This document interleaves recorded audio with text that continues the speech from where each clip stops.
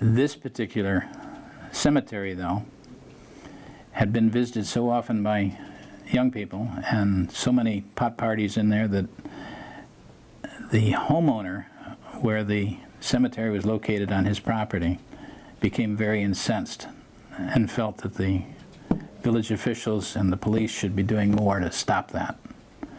And they were trying their best. The cemetery was in such bad shape, they came to me as town historian and said, "Can't you do anything about restoring the cemetery?"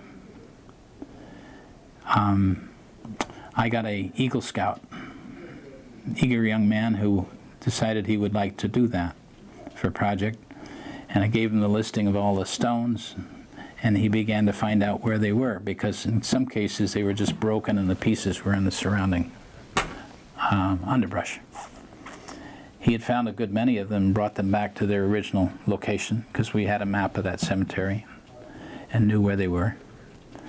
And our intent was to get the town parks department to make forms, and they did, so that we could scrape a little bit of the earth, put the form down, and then pour a bed of cement and take the pieces that he had recovered and put them in the spots, so that it wasn't a standing headstone anymore, they were all going to be down, and put the pieces in it.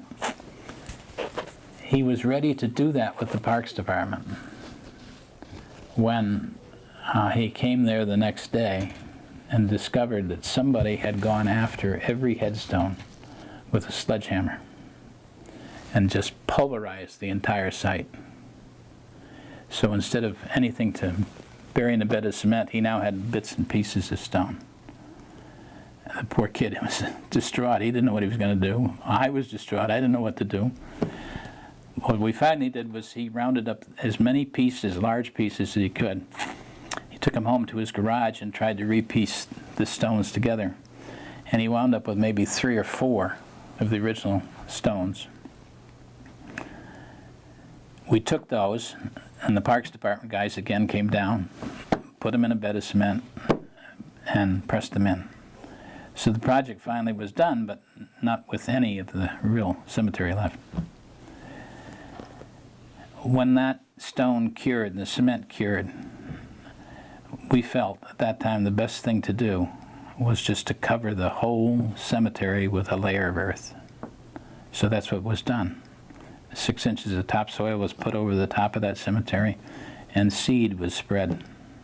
So if you went there today, you'd see a grassy field where there had been a cemetery.